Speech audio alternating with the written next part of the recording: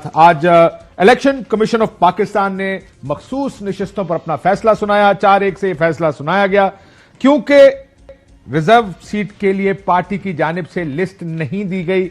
इस वजह से इलेक्शन कमीशन ऑफ पाकिस्तान ने यह फैसला किया कि ये नशिस्तें सुन्नी इत्तेहाद काउंसिल यानी तहरीक इंसाफ को नहीं दी जाएंगी, लेकिन ये खाली भी नहीं रहेंगी और ये शरह या प्रोपोर्शन की बुनियाद पर उन सियासी जमातों को दी जाएंगी जो ऑलरेडी नेशनल असेंबली में मौजूद है।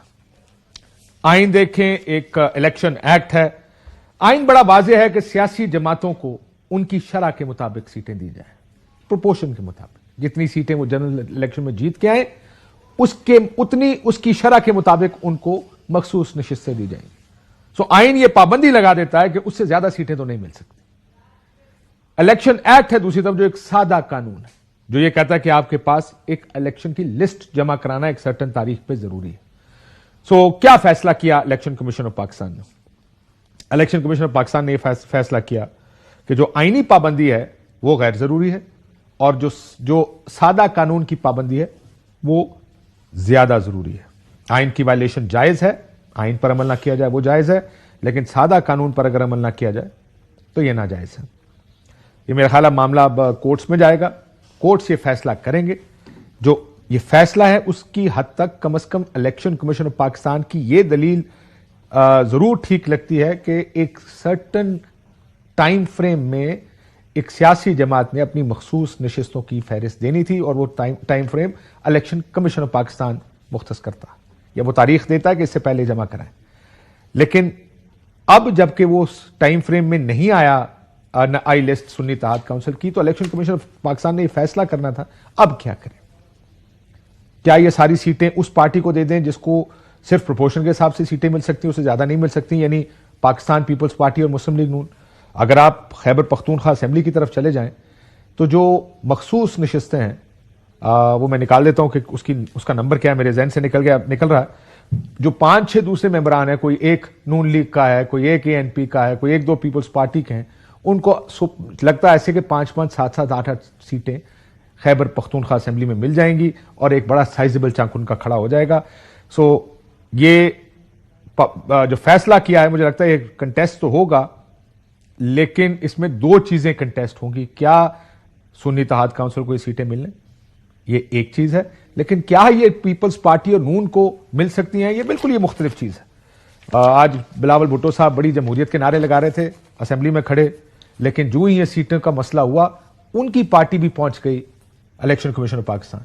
यदि ये सीटें तरीके इंसाफ को नहीं दी जा सकती, हमें दे दें, जो कि उनको भी पता है कि जमहूरियत के स्पिरिट के खिलाफ है कि ये सीटें उनको दी जाएं और किसी और से ले ली जाएं। इसके ऊपर मुस्लिम लीग नून के बहुत से लोग अपना व्यू दे चुके हैं। क्या मुस्लिम लीग नून वाले जरा सुन?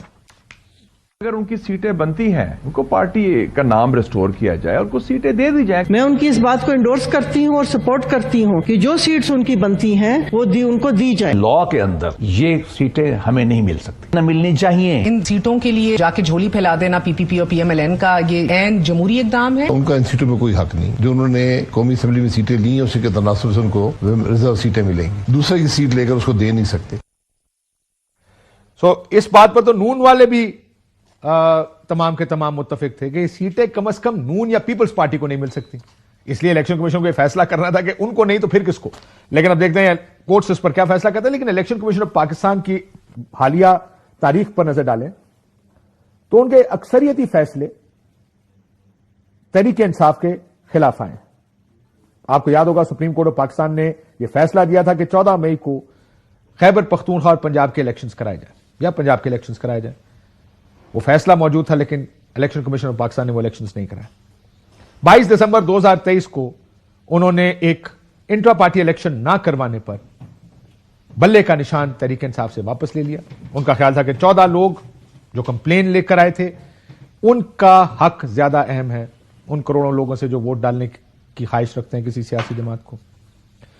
जो इलेक्शन कैंपेन थी, 800 के करीब तहरीक इंसाफ के लोगों के कागजात नामजदगी मुस्तरद किए गए।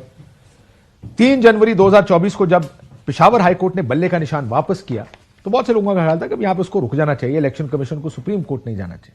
लेकिन इलेक्शन कमीशन ये पिटीशन लेकर फिर सुप्रीम कोर्ट भी चला गया। ऐसा लगता था वो चाहते थे कि किसी तरह ये निशान उसको ना मिले।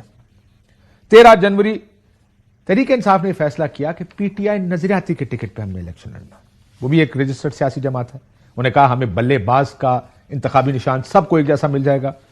फौरन आनन फानन एक फैसला इलेक्शन कमीशन ऑफ पाकिस्तान की जानिब से आया कि without leaving his previous party, यानी पुरानी पार्टी छोड़े बगैर और नई पार्टी का मेंबर बने बगैर इलेक्शन सिंबल किसी और पार्टी से के सिंबल पर इलेक्शन नहीं लड़ा जा सकता। और ये 203(3) ऑफ इलेक्शन एक्ट 2017 की खिलाफ वर्जी है। लेकिन यह नजर नहीं आया कि पीपल्स पार्टी पार्लियामेंटेरियंस वाले, पाकिस्तान पीपल्स पार्टी के तमाम लोग उस टिकट पे इलेक्शन लड़ते हैं। बिलावल भुट्टो चेयरमैन है पाकिस्तान पीपल्स पार्टी के, लेकिन इलेक्शन लड़ते हैं पाकिस्तान पीपल्स पार्टी पार्लियामेंटेरियन के टिकट पर। लेकिन जाहिर है बहुत कुछ देखा गया इन दिनों में, और अब उन्होंने ये भी फैसला किया। सो तवक्को के मुताबिक ही था शायद ये फैसला, लेकिन इसमें भी दोनों साइड के मेरिट्स मौजूद हैं। बाडा साहब का जहां से ताल्लुक है, वो तो बड़े दिनों पहले अपनी एक ट्वीट में ये बता चुके हैं कि ये सीटें वैसे भी तहरीक इंसाफ को नहीं मिलेंगी। उनका कहना था सुन्नी इत्तेहाद काउंसिल की मखसूस नशिस्तों का मामला क्योंकि कानूनी है तो फिर ना ही समझें, और सीटें बनती भी नहीं है। महफूज फैसलों को मद्देनजर रखते हुए, जैसे मैंने कहा, फॉर्म 45 में छोले खाएं और पीटीआई चांद पर हुकूमत